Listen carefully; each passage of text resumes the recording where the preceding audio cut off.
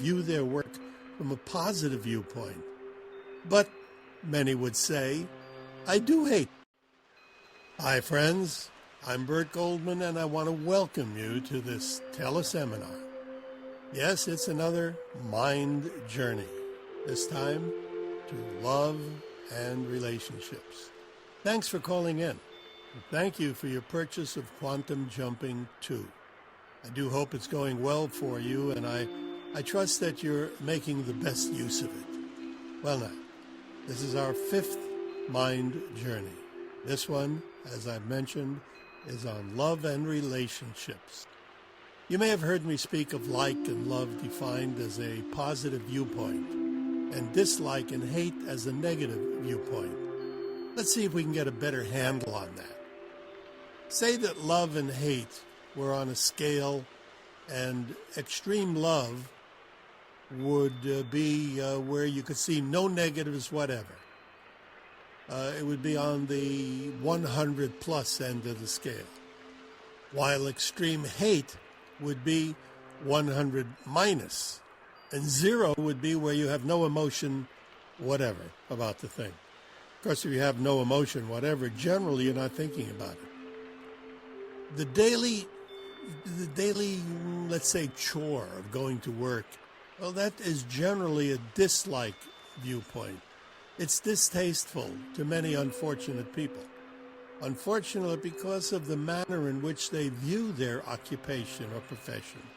Because they're so low on the scale of like and love, let's say below the 0 point, going down the scale to the minus section, they view their work from a negative aspect, dislike and hate, instead of the positive aspects of like and love. Work then becomes a thing to be avoided, and yet it must be done. We have to work, earn a living, so to speak. Many people, they troop towards work like a bunch of automatons. They just wait for the time when they can finally get home, and looking forward to Friday, wow. Some even wearing buttons proclaiming, thank God it's Friday. Well, people like that hate the entire week. How much better they would be if they could look forward to Monday. How much better off they would be if they could view their work from a positive viewpoint. But many would say, I do hate my work. Now that hate results from viewing the experience of work in only its negative aspects. Of course they dislike their work. If people see work from a positive viewpoint through the eyes of love, something changes. Work, like all other things, that can't change because it's neither good nor bad. It's not positive, it's not negative, it simply is. It seems to change only as our viewpoint of the situation changes. And that's how we view the various aspects of work that causes it to be either negative or positive. Let me give you an example. Fire. Fire is a good example. Is fire good or bad? It's neither. It just is. If it's cooking your food, it's good. If it's warming you, it's good. But it's only your viewing it as good that makes it good. That same fire burning your finger or burning your home suddenly becomes, from your point of view, bad. But fire is neither. It simply is. Work becomes something else again when we view it through a positive viewpoint. To change a negative preoccupation about work, we simply change our thoughts, our attitude. Instead of saying or thinking, I hate my job, change that to, I'm going to be more creative on my job. I'm going to be more creative in my occupation. I'm going to be more creative in my profession. Today or later on in the day, you might say, early in the morning, let's say early in the morning you're saying this, on your way to work. You say, I'm going to be more creative today. Simply that, that's it. That intention alone will begin to change your viewpoint toward work from a negative viewpoint of dislike to the positive viewpoint of love. To be creative, well, that's something you like. Well, pretty soon you find yourself being inspired with all the various aspects of creativity regarding your work. Because through the statement, I'm going to be more creative, you open a great many doors that have been blocked by the weight of hate. And soon you begin looking forward to your work, knowing that each day will bring new concepts for you, new abilities, new manners in which to become creative. You've opened the door. The key to opening that door is, of course, love. Love is a positive viewpoint. When you see hate as a negative viewpoint, it is easier to understand just exactly what it is. Also, the forces that it apparently unleashes. Hate directed at any one person, any one thing, any one experience, generally, if not always, seems to come back to the person from whom that hate emanates. If hate is a viewpoint, then the person developing that viewpoint is surrounded by the experience and the emotion. When you see things through a negative viewpoint, all aspects of that thing become distasteful. If hate is directed at a food, appetite for that particular food is diminished and lost. If hate is directed at an experience, the appetite for that experience is diminished and lost. Wherever hate is directed, the ultimate result of that hate, among other things, is a diminution and loss of appetite for that thing or experience. You want nothing whatever to do with it. When you develop a negative viewpoint, you change whatever you look at. Your viewpoint makes it a thing of great beauty or a thing of ugliness. If you see things only from a negative base, then of course you cannot see any of the beauty surrounding that thought. Hate creates a lack of appetite or a lack of desire for a thing.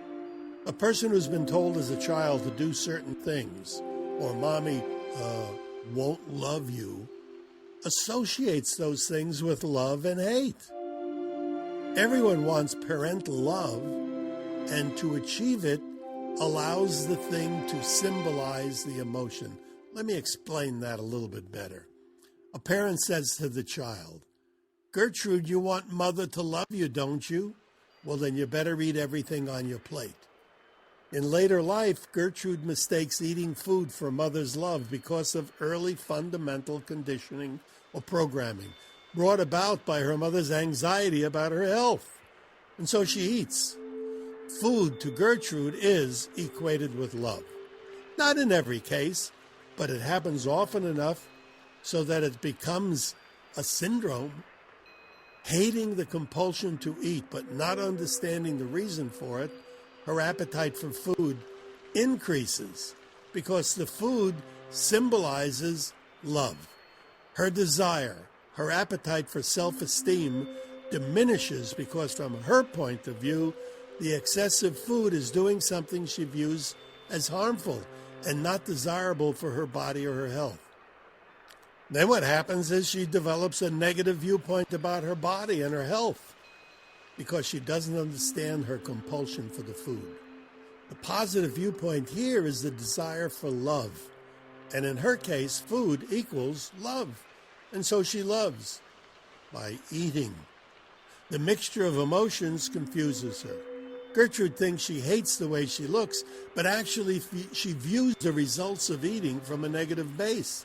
Because her base is negative, she sees herself from a negative viewpoint, and her attitude toward herself is negative. Let's take other examples. Seeing anything from a negative viewpoint brings about a loss of appetite. Now, I'm not just talking about food. When you go on a vacation, you could think about all the negative things that could possibly happen during that time. Perhaps the food that you eat will cause stomach problems, or the price may be too high for a hotel. The people you meet may not be friendly. Unusual illnesses might be there. You might catch a virus. You don't speak the language. You're going to be uncomfortable. You're going to get jet lag. Any one of 1,000 different negative thoughts will cause your appetite, in this case your desire for the vacation, to diminish and vanish. Many people wanting and needing time to themselves or time in another place with a loved one They utilize hate in this manner without realizing it.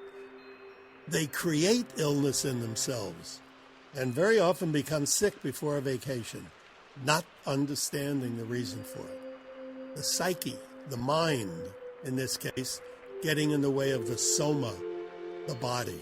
That's where the word psyche, the mind, soma, psyche, soma, or psychosomatic comes from. The psyche, in this case, getting in the way of the soma, the body, accepts information in a literal manner and blocks the vacation period by making the body ill, thinking it's doing the body a favor. That's the mind getting in the way of the body and thereby negating the vacation. Hate is brought on the scene simply by viewing through a negative aspect and causing the appetite for the experience to go away, to vanish. A student of mine went through a rather messy divorce.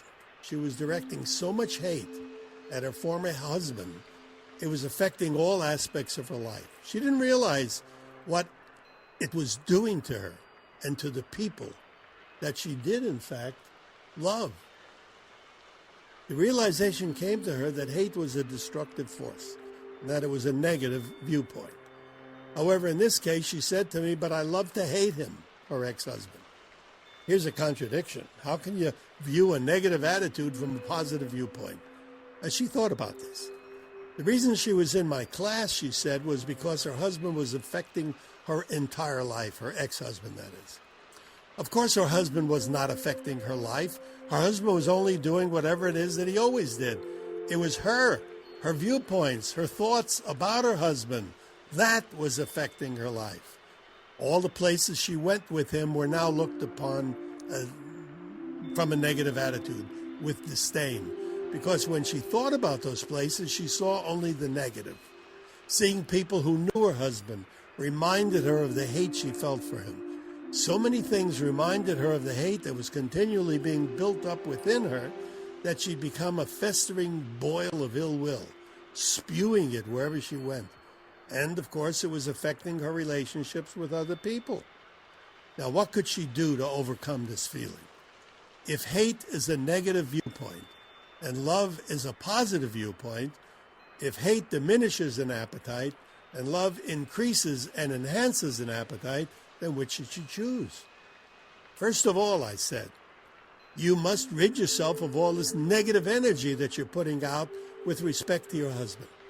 From this day on, whenever you think your husband, think of him with love. When I said that, she almost jumped out of her chair. Think of him with love, she said. That phooey, that's not possible. I looked at her for a long moment, and I asked her, just a minute, hold on. What is hate?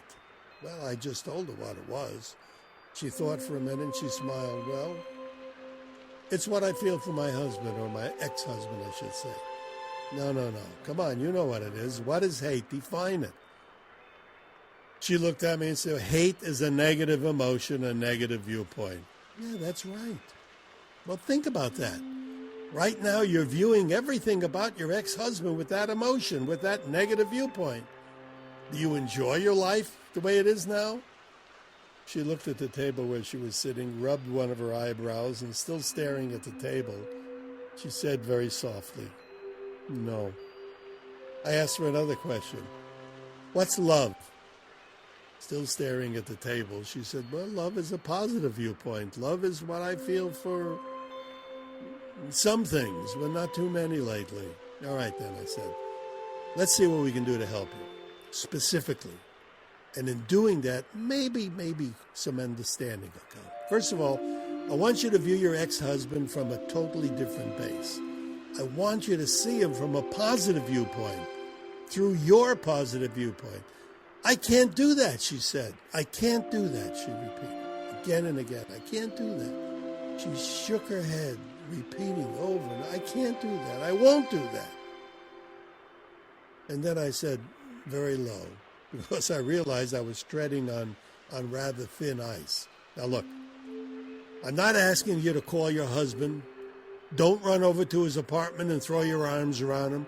I simply want you to do a very simple, subjective, a mental exercise. Just relax And mentally, you said your husband plays golf once in a while. See your husband playing golf. Or if that's too much, just see him walking down the street. Simply that and nothing more. And she looked at me and she said, well, how's that going to help? It'll help this way.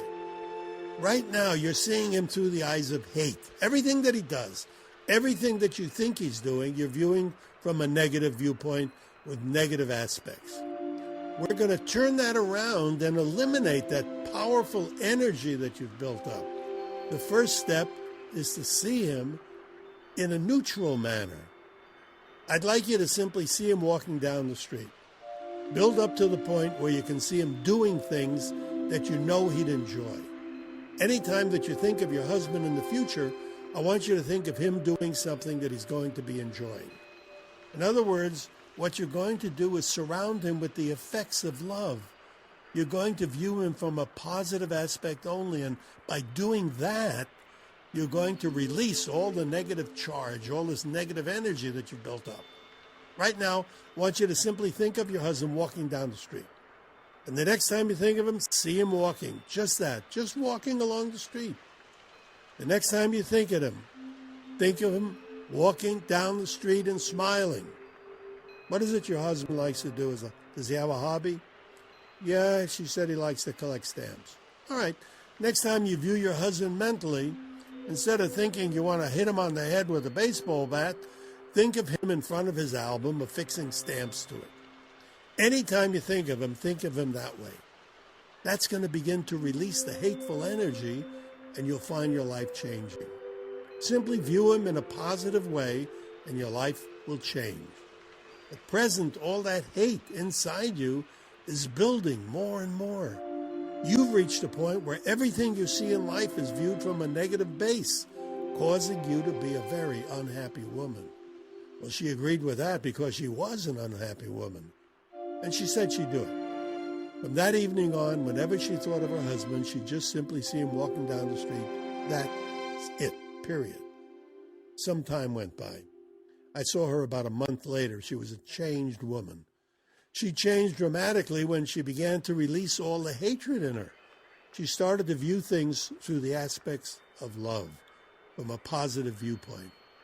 It's a simple matter to rid oneself of hate.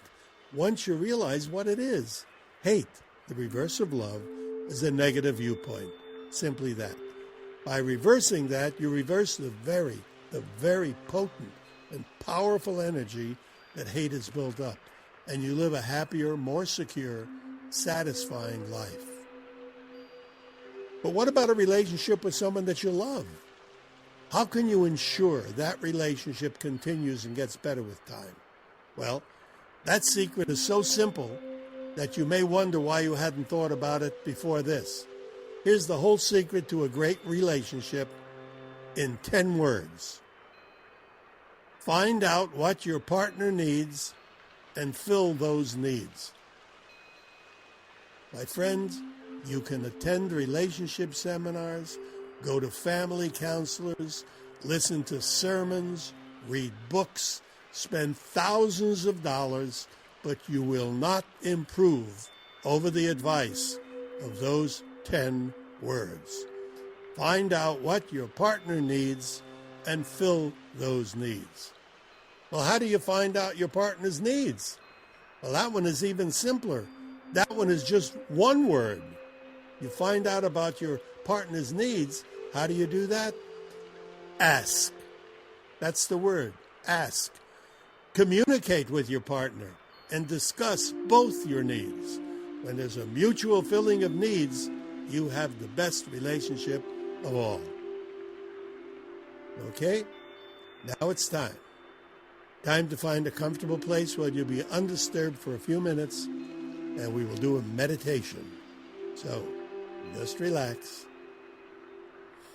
Okay, now, just relax because we're going to do a meditation now. We'll begin the meditation that takes you to the hallway of the quantum door and the doppelganger that has the attitude toward love and relationships that you want. So just relax.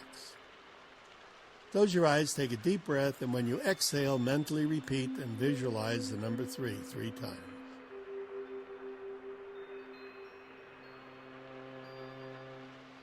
Take another deep breath, and while exhaling, mentally repeat and visualize the number 2 3 times. Take another deep breath. While exhaling, mentally repeat and visualize the number 1 3 times. That's fine. You're now at a healthier level of mind. To reach a deeper, healthier level of mind, get to the quantum doorway and the hallway. Just take an occasional deep breath and just imagine you're there and you'll be there. Let's see if we can do that now. I'm going to count from 1 to 3. At the count of 3, you will imagine that you're in the hallway in front of the quantum door. So just relax. Relax. And just daydream that you're there.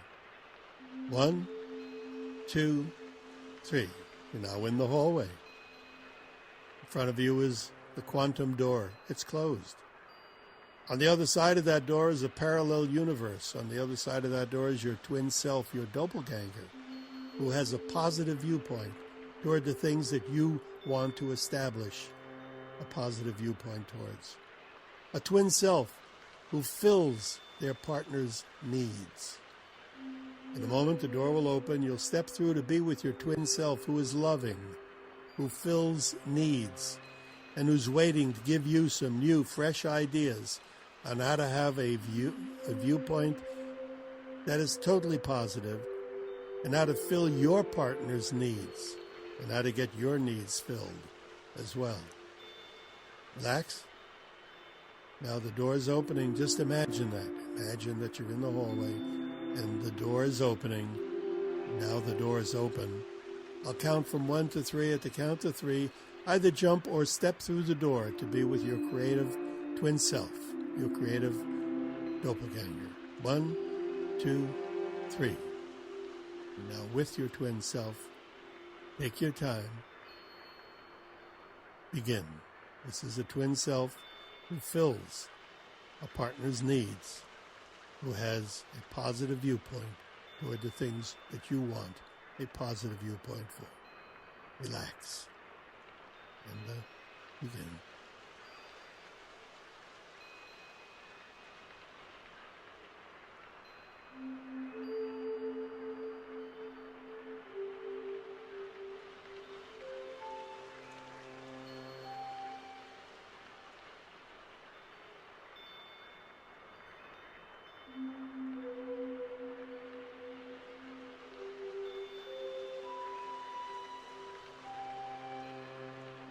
Now merge with that twin self. Just imagine that you're merging because you want to get the energy and the rhythm of your loving twin self. So just imagine merging with that self.